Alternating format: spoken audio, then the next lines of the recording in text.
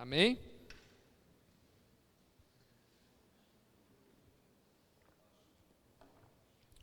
Vamos abrir a palavra do Senhor. Atos dos Apóstolos, capítulo 25.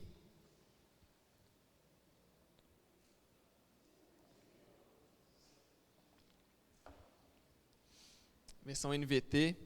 Se por acaso você estiver lendo sua Bíblia aí, estiver um pouquinho diferente da minha, eu não estou com uma Bíblia diferente da sua, é só a tradução que é diferente. Então você pode acompanhar aí pela sua tradução e pela tradução que está escrita aqui, tá bom? É a mesma Bíblia. Daqui a pouco você pensa, o pastor está usando outra Bíblia. Que Bíblia é essa que o pastor está pregando, pelo amor de Deus? É a mesma, viu? É só a tradução que é um pouquinho diferente.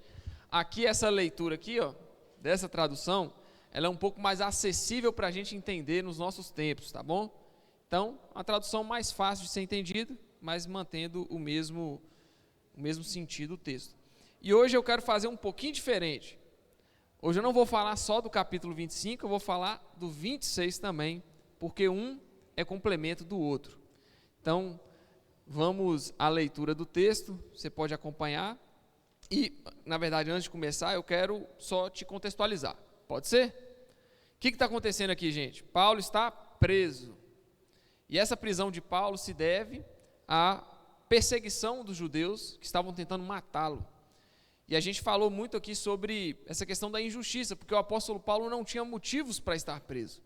A gente trabalhou muito sobre isso aqui, falando que muitas vezes nós somos injustiçados, assim como o apóstolo Paulo foi injustiçado.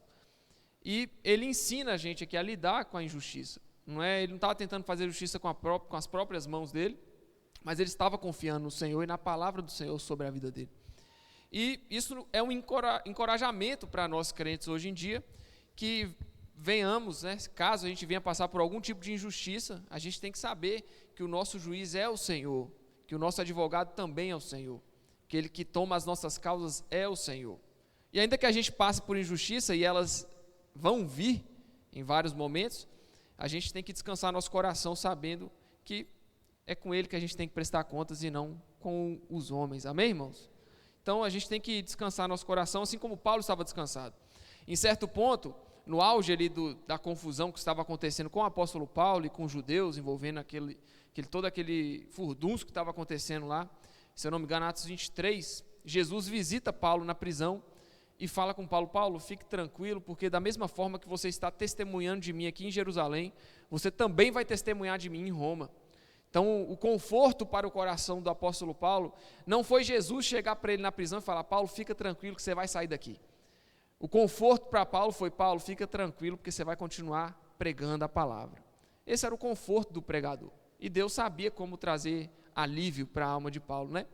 Então, a gente crê que isso trouxe alívio para Paulo, sabendo que ele não iria morrer ali, ele ainda testemunhar acerca de Jesus na cidade de Roma, como de fato ele vai fazer aqui, e a gente vai poder ver isso acontecendo. Então, Paulo já estava, no início do capítulo aqui, já estava 2 anos preso, sob o domínio de Félix, que era um governador da província lá de Cesareia. Ele estava preso, detido, e a Bíblia fala que ele só estava preso e detido aqui porque Félix queria fazer a sua imagem com os judeus. Ele queria ser bem recebido pelos judeus, queria continuar sendo apreciado. E a gente viu também semana passada que Félix era um governador aqui, um governante corrupto. Logo, ele estava a quem Paulo poderia recorrer, que era um governante romano. Na verdade, Paulo não tinha muita saída, porque ele era corrupto. E ele foi diversas vezes ao contato de Paulo para tentar ganhar algum dinheiro de Paulo. A Bíblia é bem clara em relatar isso, Lucas relata isso de forma bem clara. Ou seja, a esperança de Paulo, meu irmão, no governo, estava perdida. Porque o governo que poderia salvar ele da morte ali, na verdade estava querendo pegar dinheiro dele, extorquir ele, para poder liberá-lo, né? E isso não ia acontecer, porque Paulo não ia fazer isso. Ele não ia se dobrar ao governo corrupto humano para ganhar algum benefício. Então a esperança de Paulo aqui é tirada e ele fica ali 2 anos preso, sofrendo, com certeza, né? E aí esse governador corrupto, chamado de Félix, ele é substituído por um que chama Pórcio Festo. E aqui a gente tem o início aqui de Pórcio Festo sendo o líder daquela província, e agora também o principal dono ali do cárcere de Paulo, aquele que poderia dar a ordem para Paulo ou sair ou ser condenado, né? Então, no versículo 1 aqui, do capítulo 25, 3 dias depois que Festo chegou a Cesareia para assumir suas novas responsabilidades no governo da província, partiu para Jerusalém, onde os principais sacerdotes e outros líderes judeus se reuniram com ele e lhe apresentaram as acusações contra Paulo. Pediram a Festo como favor que transferisse Paulo para Jerusalém, pois planejavam armar uma emboscada para matá-lo no caminho. Festo respondeu que Paulo estava em Cesareia e que ele próprio voltaria para lá em breve. Alguns de vocês que têm autoridade, voltem comigo, disse ele. Se Paulo tiver feito algo de errado, vocês poderão apresentar suas acusações. Meu irmão, a gente está vendo aqui praticamente o filme se repetir. Olha para você ver, tinha 2 anos que Paulo estava preso, mas 2 anos antes, quando Paulo foi para Cesareia, os judeus estavam procurando armar uma emboscada, e aí a gente até brincou aqui falando que foi uma fofoca que foi feita que salvou Paulo, né? Você lembra de quem foi a fofoca? Quem que foi? O sobrinho dele, né? Eu até ilustrei aqui, né? Meu tio está lá preso, estão querendo matar meu tio, eu vou lá e falo, tio, o povo está querendo te matar. Fez uma fofoca gospel, né? Essa fofoca gospel salvou Paulo ali daquela situação, né? Aí a gente até ilustrou dessa forma, mas eles já estavam tentando matar Paulo 2 anos antes, 2 anos depois estava com o mesmo planejamento. O objetivo não era levar Paulo para Jerusalém, para Paulo ser jogado lá entre eles e chegar no consenso, não, eles queriam matar Paulo no caminho de volta para Jerusalém. E Festo, eles estavam, a sociedade judaica ali estava fazendo uma certa pressão em cima do governador Festo, em cima de Festo, e eles pediram um favor, Festo, transfere Paulo para Jerusalém. E então Festo fala, ele em breve vai voltar para lá, mas vem alguns de vocês, alguns líderes aí, para que a gente possa ir lá e fazer essas acusações contra esse homem, e se tiver algo errado, vocês podem ir lá acusar e eu vou poder julgá-lo, porque Paulo era cidadão romano. 8 ou 10 dias depois, Festo voltou a Cesareia e no dia seguinte, convocou o tribunal e mandou que trouxessem Paulo. Quando Paulo chegou, os líderes judeus vindos de Jerusalém se juntaram ao seu redor e fizeram várias acusações graves que não podiam provar. Gente, como que alguém está preso injustamente, recebendo falsas acusações que não podem ser provadas e continua preso? Não era a lógica Paulo ser solto? Não era a lógica? Mas não era assim que estava acontecendo, infelizmente. A lógica seria, poxa, você não deve nada, você é inocente. Aí a gente, no auge da nossa humanidade, fala, eu mereço a justiça é que eu seja solto. Só que com a vida do apóstolo Paulo não foi assim. Aí a gente começa a ver como que esse homem que era entendido da Bíblia, que era um conhecedor da lei, que era um fariseu estudioso, que cumpria as regras, que cumpria as diretrizes do farisaísmo, era um homem fiel ali às escrituras sagradas, como que esse cara, que sabia de tudo, se sujeita ali à humilhação máxima, que era ser preso e ficar preso injustamente, e não somente isso, ele não nega a fé dele enquanto ele está sofrendo a injustiça. O apóstolo Paulo, em momento algum, vai negar a fé dele. E na prisão em Roma, ele vai escrever carta, aqui na prisão, aqui, ele está recebendo gente, ele está pastoreando a igreja, ele está vivendo o ministério dele preso. E a gente fica na dúvida, gente, como que esse homem suportou isso tudo? Porque tem prova muito menor na vida da gente, que a gente larga o barco, que a gente chuta o balde, com coisa muito menor. E nós estamos falando de um cara que estava preso injustamente, que tinha todas as provas para poder ser solto, que estava sendo acusado por um grupo de pessoas que não podiam provar a sua culpa, e o cara está lá firme, está sendo injustiçado, mas está firme.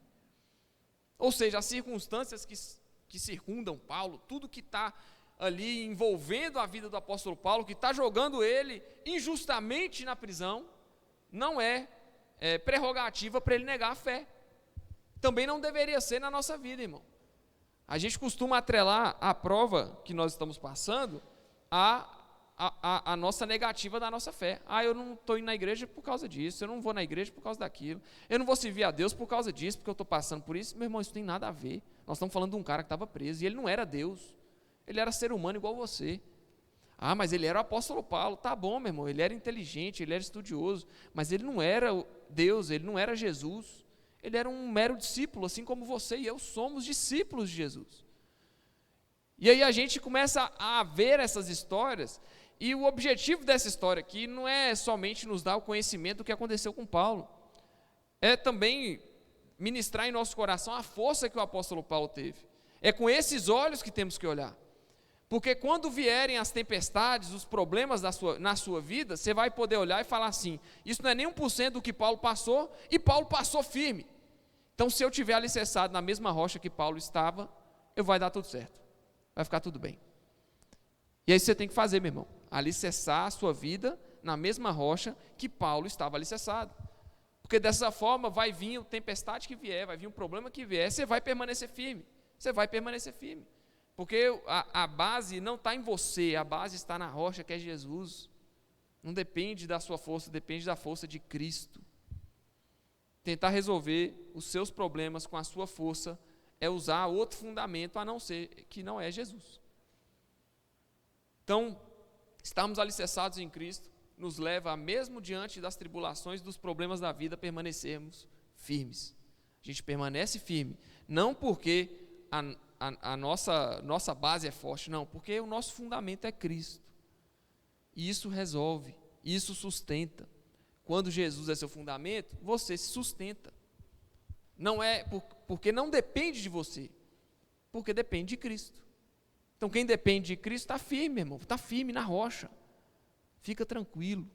Vai vir o vento que vier, a tempestade que vier, fica tranquilo, porque você está alicerçado em Cristo. Agora, se você não está alicerçado em Cristo, meu irmão, aí já é um problema. Porque se o apóstolo Paulo estivesse alicerçado aqui no reconhecimento que as pessoas tinham de quem ele era, do conhecimento que ele tinha, do que ele fazia, certamente quando ele perde a sua influência por estar preso, quando ele perde a sua locomoção por estar preso, por não poder mais viajar para pregar, por não poder ir mais nas igrejas para pregar, ele perdeu aquilo, ele perdeu o sentido da vida. E aí? O apóstolo Paulo estava preso, mas permanecia firme. Ele estava preso, mas permanecia cumprindo o seu ministério, porque não estava no seu ego, não estava no seu desejo de ser reconhecido, não. Ele não queria ser reconhecido. Ele queria que Cristo fosse apresentado e pregado e testemunhado. Essa era a motivação da vida do apóstolo Paulo. E é por isso que quando ele estava preso, ainda que ele estivesse preso, ele não deixou de cumprir seu ministério, mesmo estando limitado ali geograficamente, por mais de 2 anos aqui agora, estava sofrendo. Então eles voltaram e eles faziam diversas acusações graves que não podiam provar. Devia ter acusado ele aqui de conspiração contra César, as mesmas coisas que eles acusavam Jesus e tentavam falar que Jesus estava falando contra César, ou falando contra a religião, enfim. Mesma coisa que eles tentaram fazer com Jesus, eles estão tentando fazer com Paulo. O modus operandi está sendo o mesmo. Mas Paulo se defendeu no versículo 8, não sou culpado de nenhum crime contra as leis judaicas, nem contra o templo, nem contra o governo romano. Então Festo, querendo agradar os judeus, perguntou, você está disposto a Jerusalém e ali ser julgado diante de mim? Paulo respondeu, este é um tribunal oficial romano, portanto devo ser julgado aqui mesmo. O Senhor sabe muito bem que não fiz nenhum mal aos judeus. Se fiz algo para merecer a pena de morte, não me recuso a morrer. Mas se sou inocente, ninguém tem o direito de me entregar a estes homens. Eu apelo para César. É legal ver a postura do apóstolo Paulo, porque assim como ele, nós também não podemos aceitar injustiça a qualquer custo, em nome de eu estou sofrendo e vou sofrer por Cristo. Na verdade o apóstolo Paulo estava sofrendo injustiça? Estava, mas ele sabia dos seus direitos, então ele apela para o seu direito a César, ele poderia ser julgado por César, então ele não aceitou a injustiça de forma passiva, não. Ele estava ali, ele não ia se rebelar contra a fé dele, mas ele também não deixou de buscar seus direitos. Ele também não deixou de se posicionar e falar, o senhor sabe que eu não fiz nada disso. O senhor sabe que eu não sou culpado e esse é um tribunal oficial romano, eu posso ser julgado aqui. Mas se o senhor está querendo fazer média com o judeu, então eu vou apelar para César. Eu vou lá para César, que César não tem nada a ver com o judeu e não vai querer também ficar querendo fazer média com o povo judeu. Muito pelo contrário, meu irmão. Esse César que está falando aqui, na verdade é um sobrenome, né? César aqui na verdade é Nero. Você sabe quem foi Nero? Nero foi o cara que ateou fogo em 13 bairros de Roma e acusou os judeus por isso no ano de, se eu não me engano, de 70 depois de Cristo. E aí ele começa a perseguição e Paulo é justamente morto nessa perseguição. Paulo ainda não vai ser morto aqui. Então, Paulo apelou para Nero, olha que ironia do destino, né? O cara que ia perseguir os judeus e promover um grande incêndio em Roma para culpar os judeus disso. Paulo apela para César, ele fala, é meu direito apelar para César, então eu vou para César porque César vai ser mais imparcial com essas coisas, porque a pressão que tanto Félix quanto agora Festo estava sofrendo por parte dos judeus era muito grande. Então eles estavam ainda tentando levar Paulo para Jerusalém. Paulo de imediato fala, não, eu apelo para César, eu não vou aceitar de forma passiva essa injustiça. Enquanto o meu direito tiver como ser acessado, eu vou acessar o meu direito.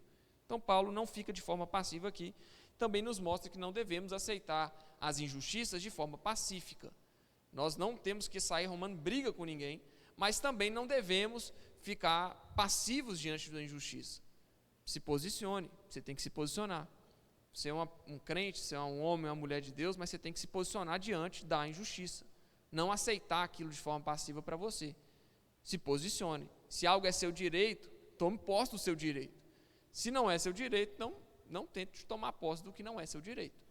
Mas o que é seu direito, garanta. Tome posse do seu direito de verdade. Paulo está dando uma aula aqui para nós de comportamento e de humanidade. Nós não devemos aceitar de forma pacífica, porque Paulo também não aceitou de forma passiva. Ele poderia falar, não, tá bom, então me leva para onde você quiser, então faz o que você quiser. Não, eu posso ser julgado aqui, por que eu não estou sendo julgado aqui? Eu quero ser julgado aqui, eu posso.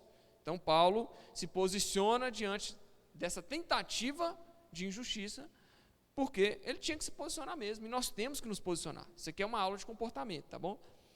Então, Festo consultou seus conselheiros e por fim respondeu, muito bem, você apelou para César, então irá para César. César aqui é Nero, tá bom? Nero. Então, alguns dias depois, o rei Agripa chegou com sua irmã Berenice para visitar Festo. Durante a estada deles, que durou vários dias, Festo discutiu o caso de Paulo com o rei. Tenho aqui um prisioneiro que Félix deixou para mim, disse ele. Quando estive em Jerusalém, os principais sacerdotes e líderes judeus apresentaram acusações contra ele e pediram que eu o condenasse. Eu lhes disse que a lei romana não condena ninguém sem julgamento. O acusado deve ter a oportunidade de confrontar seus acusadores e se defender. Aqui ele está dando mais ou menos um parecer jurídico aqui da lei romana que funcionava. O Império Romano, ainda que a gente, quando vai falar Império Romano, tem uma imagem, muitos podem ter uma imagem negativa, de ser algo que perseguiu Jesus, que prendeu Jesus, que está fazendo agora essa injustiça aqui com Paulo, mas era um império organizado.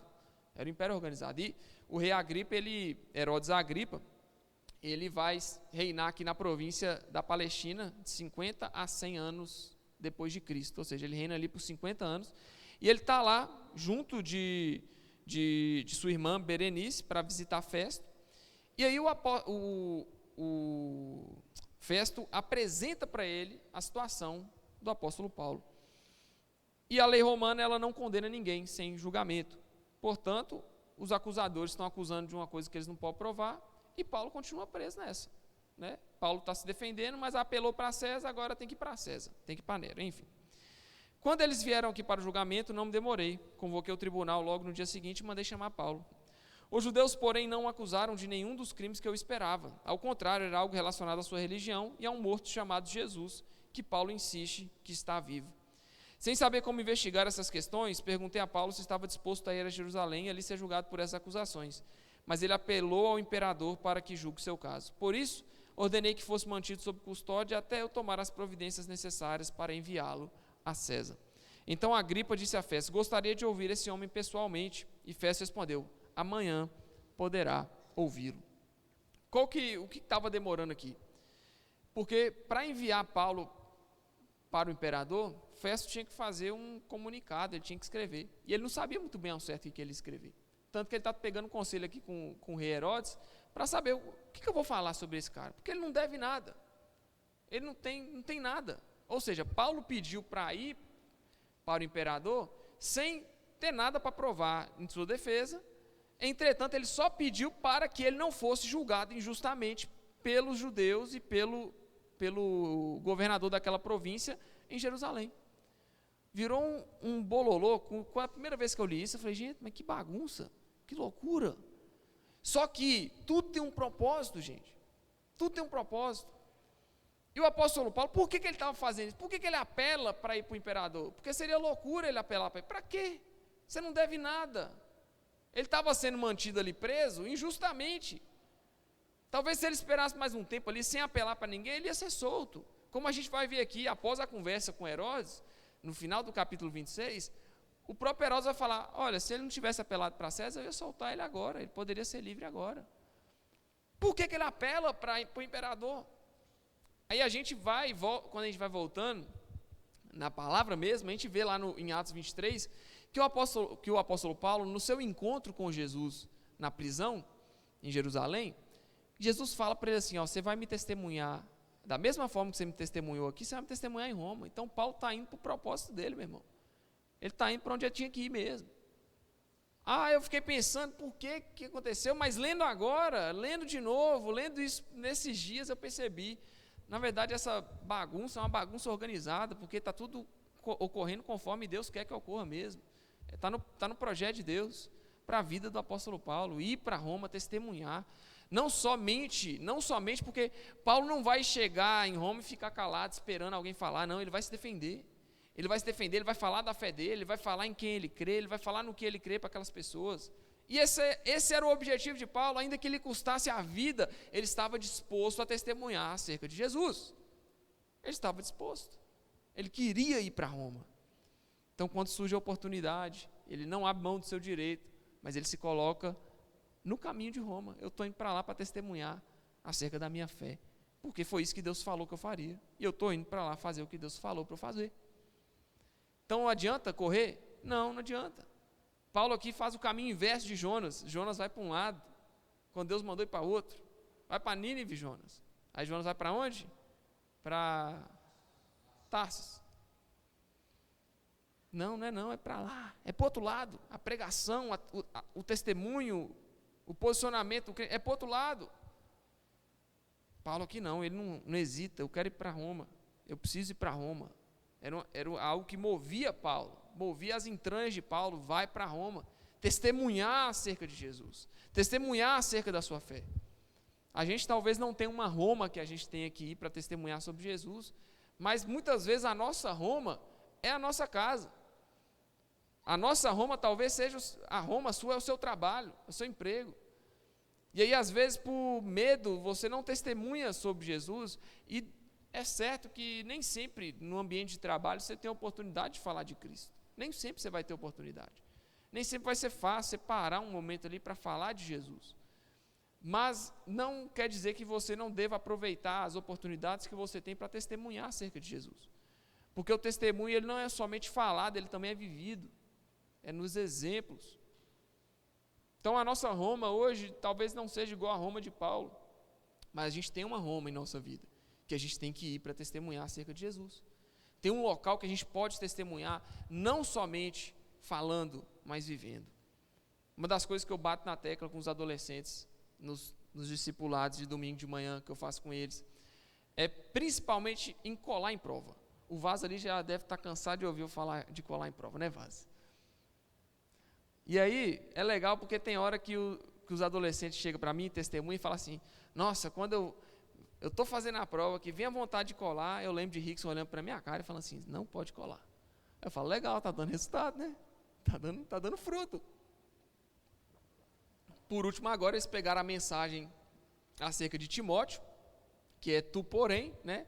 Tu porém, Timóteo, permanece fiel, permanece firme. O apóstolo Paulo estava escrevendo a sua carta a Timóteo, falando para Timóteo permanecer firme. Não seja como eles, Timóteo, permaneça firme e fiel à palavra de Deus. Então eles agora estão dentro da sala de aula lá, está dando vontade de colar, aí vem na cabeça dele, tu porém. Que bom que está fazendo isso, porque está fazendo efeito. E aí, como que esses adolescentes muitas vezes não são escutados? O adolescente que é crente, geralmente ele não é ouvido, né? Porque os adolescentes estão sempre ali, um turbilhão de emoção, querendo um aparecer para o outro, um querendo fazer mais bonito que o outro. Aí, muitos não param para prestar atenção na palavra, na pregação da palavra, mas o adolescente que age diferente, ali já está pregando. Eu tenho isso para mim. Por que você não cola? Não, porque eu sou crente. Como assim? Ah, sim, eu sou crente, eu creio em Jesus, eu creio que eu tenho que dar bom testemunho, não só diante dos homens, mas diante do meu Deus. Olha que pregação fantástica. Então talvez o adolescente não consiga falar e verbalizar a sua fé, muito por ser, a maioria, ser introvertido e querer não dar má nota que eles falam, né? Não falar besteira, não ser caçoado. Então talvez a melhor forma para um adolescente pregar dentro de uma sala de aula seja agindo da forma correta, seja respeitando a presença do professor e seja não colando em sala de aula.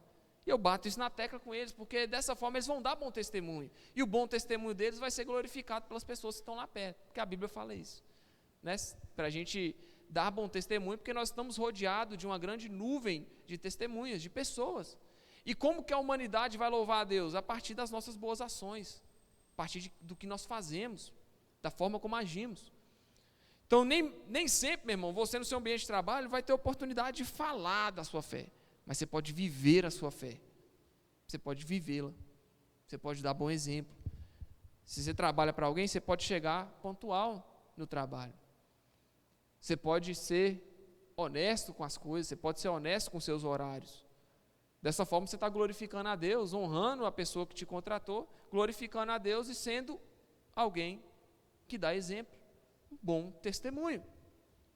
Olha aí sua Roma, sua oportunidade. Muitas vezes a gente fecha os nossos olhos e não quer enxergar isso, mas sim, com o nosso trabalho nós podemos glorificar a Deus.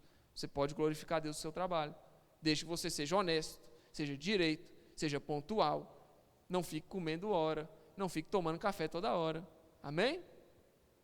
Amém?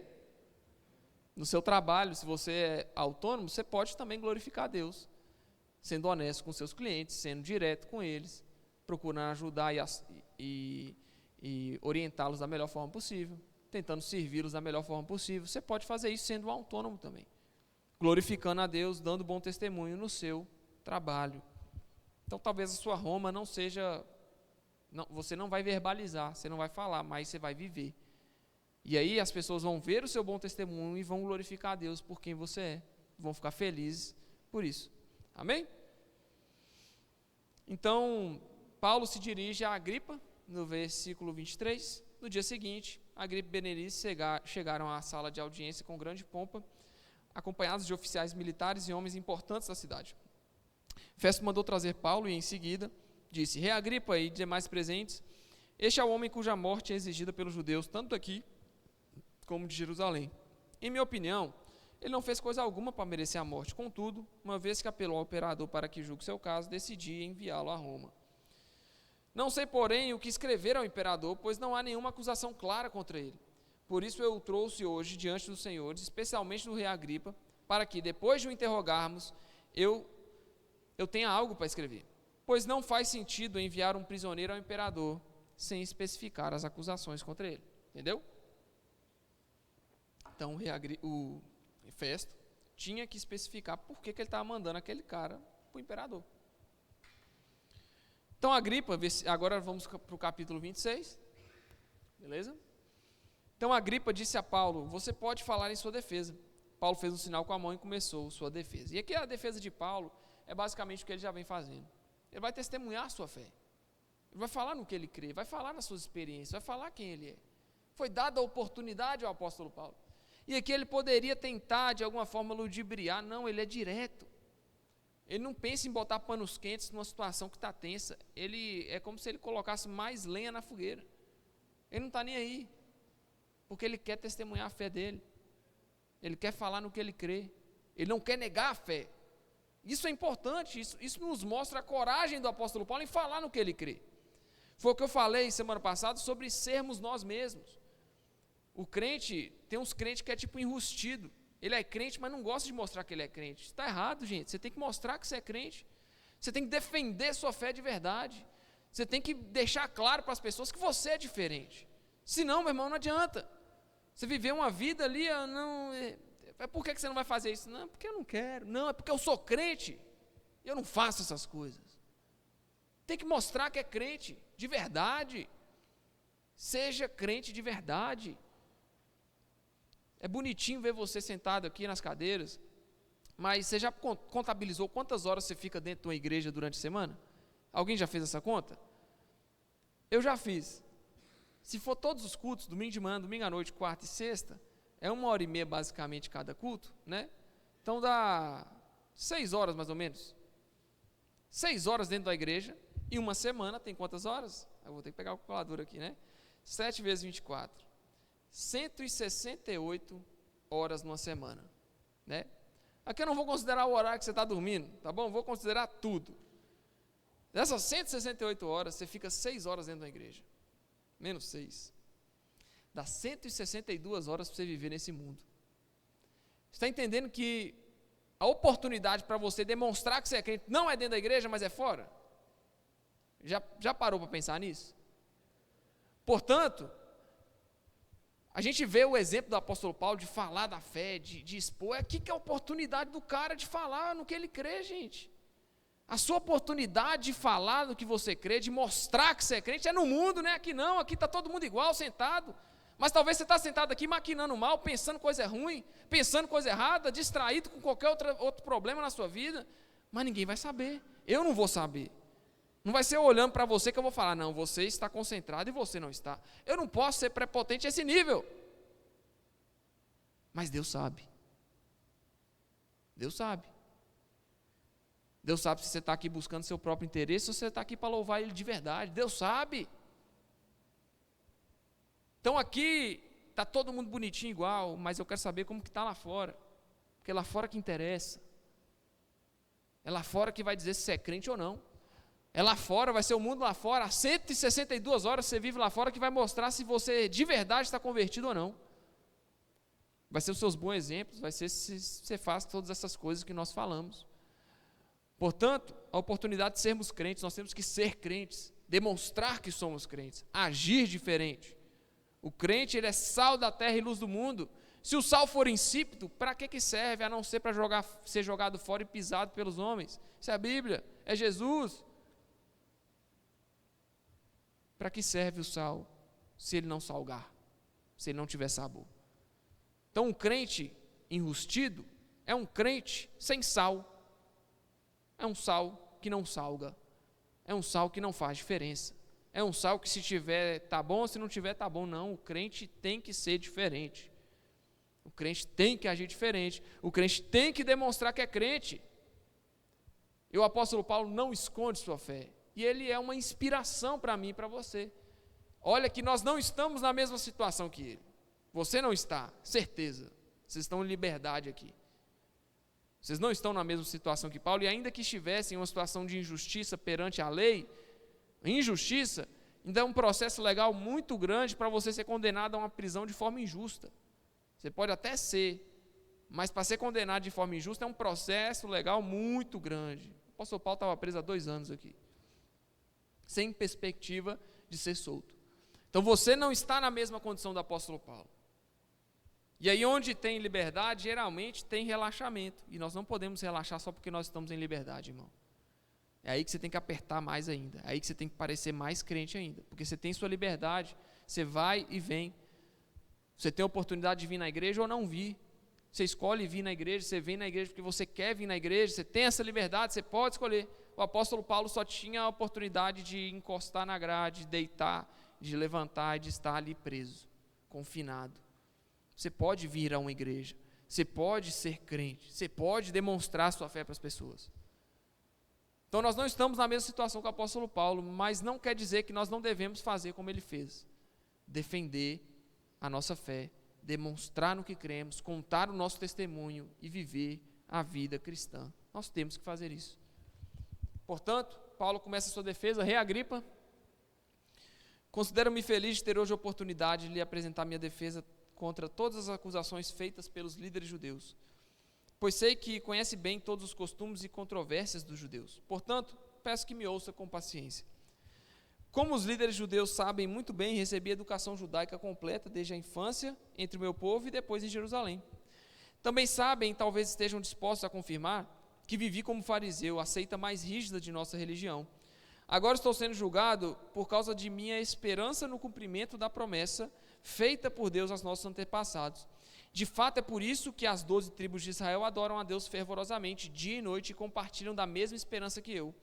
E, no entanto, ó rei, acusam-me por causa dessa esperança.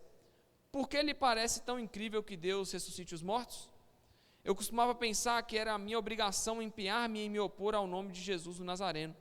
Foi exatamente o que fiz em Jerusalém. Com a autorização dos principais sacerdotes, fui responsável pela prisão de muitos dentre o povo santo, e eu voltava contra eles quando eram condenados à morte. Muitas vezes providenciei que fossem castigados nas sinagogas a fim de obrigá-los a blasfemar. Eu me opunha a eles com tanta violência que os perseguia até em cidades estrangeiras. Certo dia, numa dessas missões, dirigia-me a Damasco, autorizado e incumbido pelos principais sacerdotes. Por volta do meio-dia, ó rei, ainda a caminho, uma luz do céu, mais intensa que o sol, brilhou sobre mim e meus companheiros. Todos nós caímos no chão e eu ouvi uma voz que me dizia em aramaico: Saulo, Saulo, por que você me persegue? Não adianta lutar contra a minha vontade. Quem és tu, Senhor? Perguntei, e o Senhor respondeu: sou Jesus a quem você persegue. Agora levanta-te, pois eu apareci para nomeá-lo meu servo e minha testemunha. Conte o que viu e eu lhe mostrarei no futuro. E eu livrarei tanto do seu povo como dos gentios. Sim, eu o envio aos gentios, para abrir os olhos deles a fim de que se voltem das trevas para a luz e do poder de Satanás para Deus. Então receberão perdão dos pecados e a herança entre o povo de Deus, separado pela fé em mim. Portanto, rei Agripa, obedeci à visão celestial, anunciei a mensagem primeiro em Damasco, depois em Jerusalém e em toda a Judéia e também aos gentios, dizendo que todos devem arrepender-se, voltar para Deus e mostrar por meio de suas boas obras que mudaram de rumo.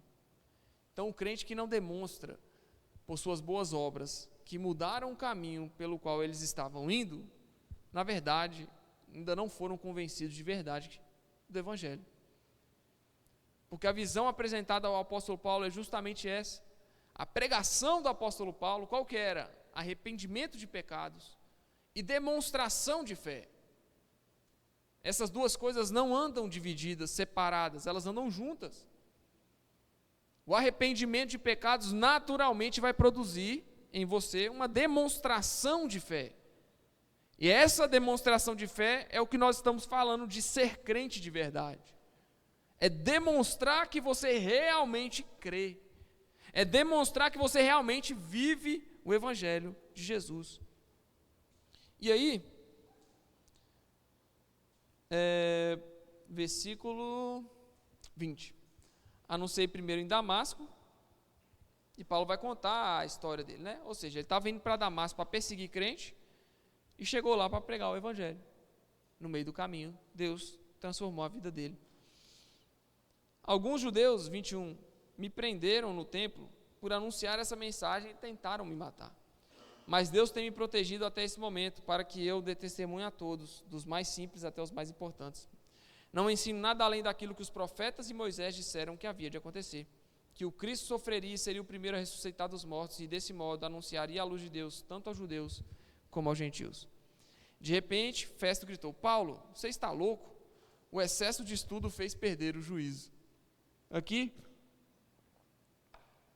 é como que o apóstolo Paulo estivesse maluco. Festo se dirige a Paulo como se Paulo estivesse maluco por ter estudado demais. Mas não, o estudo, a orientação, o conhecimento de Paulo apenas dirigiu a fé dele de forma correta. Certo? Amém? Então, por que o povo perece? Não é pelo excesso do conhecimento, é pela falta do conhecimento. Sobretudo, falta de sabedoria a lidar com o conhecimento também quando ele vem. Então, ainda que cresçamos em conhecimento, se o nosso conhecimento nos afastar da nossa fé, na verdade, nós estamos sem sabedoria. Se o seu conhecimento te afasta da sua fé, você está sem sabedoria. Porque o conhecimento, ele é para não te fazer perecer. O povo perece por falta de conhecimento. E aqui Festo está invertendo as coisas. Você conhece tanto que você está doido. Não estou doido. Eu conheço para não perecer.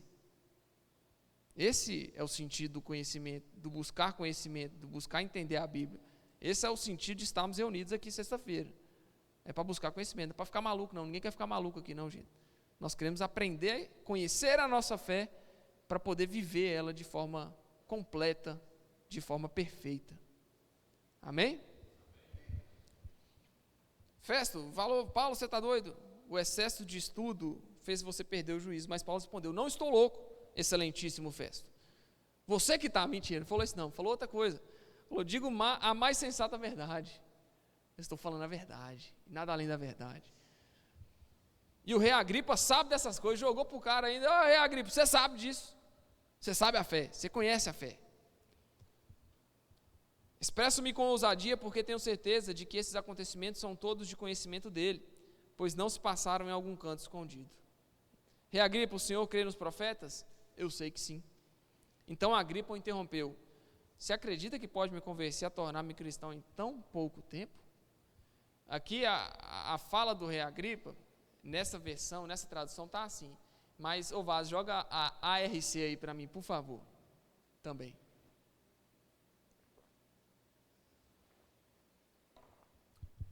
E disse a Agripa: por pouco me queres persuadir a que me faças cristão. Vê a NAA, Nova Almeida atualizada.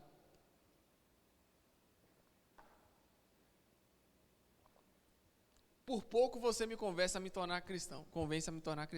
Resumindo, a fala do rei Agripa é como se ele tivesse chegado, tipo assim: Paulo, mais um pouquinho e você me convence.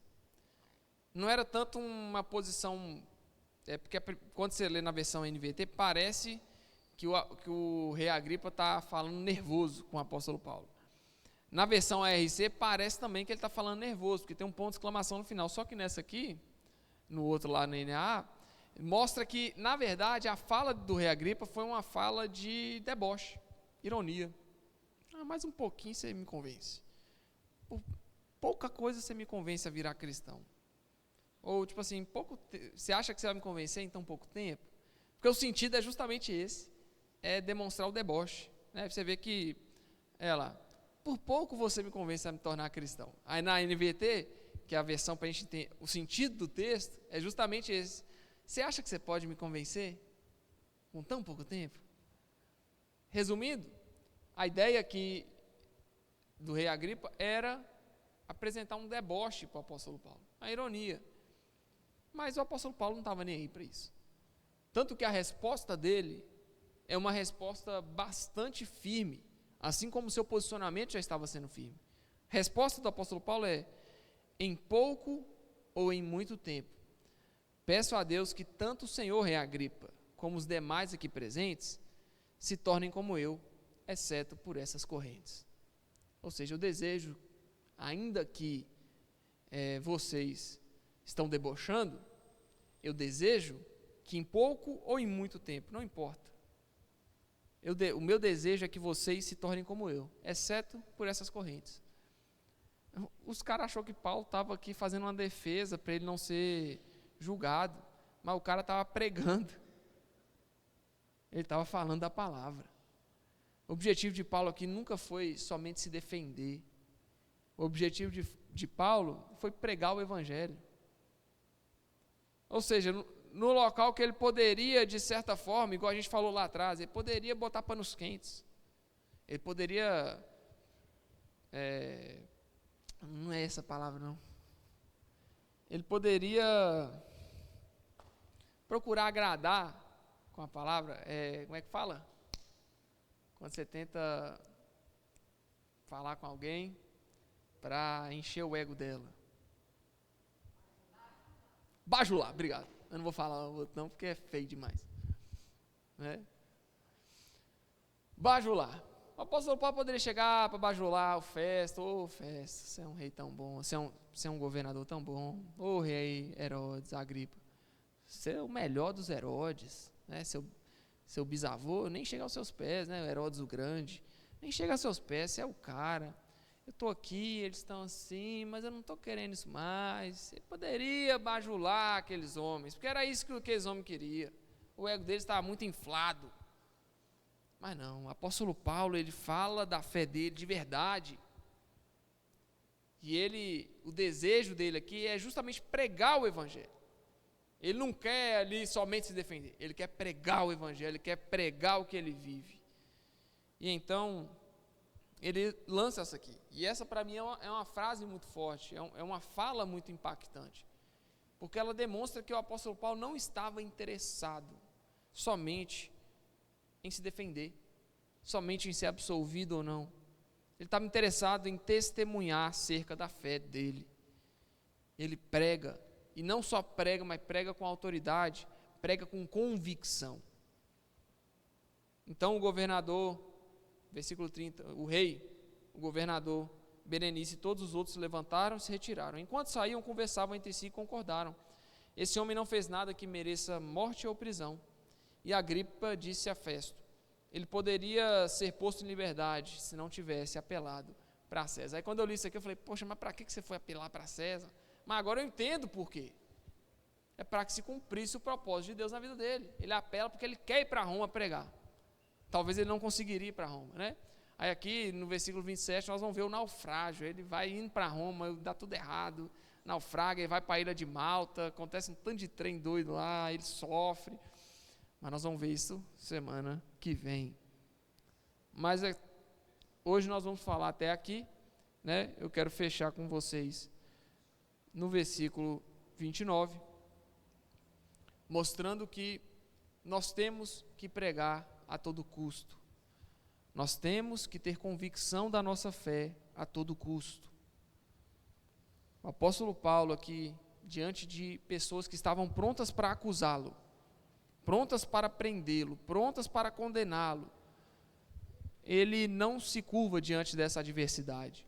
E nem nós deveríamos. Nós deveríamos ter tanta convicção da nossa fé que nenhuma adversidade nos impediria de vir para a igreja. Nós deveríamos ter mais convicção da nossa fé, onde nenhuma adversidade nos impediria de buscar o Senhor, de orar, de ler a Bíblia. Onde nenhum problema deveria abalar a nossa fé, abalar a nossa forma de ter relacionamento com Deus. Muitas pessoas, quando estão tristes, não oram, ou não leem a Bíblia, ou não se esforçam para vir na igreja. Isso é completamente compreensível da ótica humana, porque o ser humano, quando está triste, a tendência dele é ficar na tristeza. A pessoa quer ficar triste, ela não quer uma solução para aquilo, ela quer ficar triste, ela quer ficar mal, ela quer ficar no seu canto. Mas não é essa a reflexão bíblica. Porque partindo da reflexão bíblica e do posicionamento de Paulo, eu duvido que Paulo aqui, gente, estava feliz, ele estava triste, ele estava para baixo, ele estava chateado com a situação, mas ele não deixa de pregar Jesus a nenhum custo.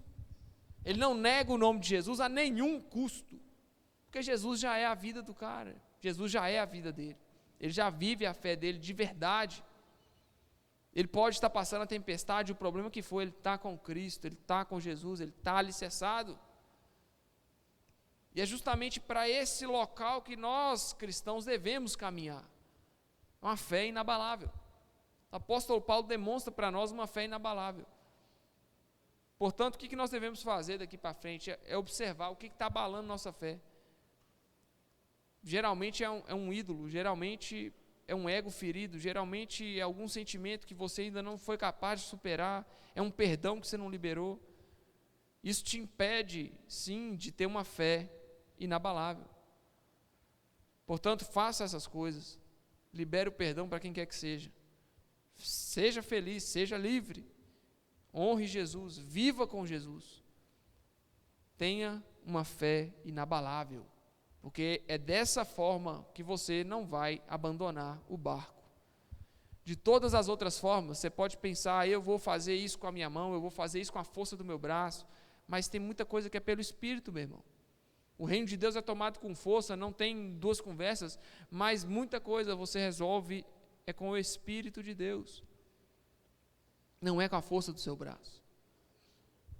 Tem coisa que você tem que descansar em Deus, e nem tudo você vai achar solução, meu irmão. E essa é a maravilha do Evangelho, é você viver uma vida com Jesus sem achar solução para muito problema que você tem, e está tudo certo, porque você não depende de resolver esses problemas para ter relacionamento com Deus.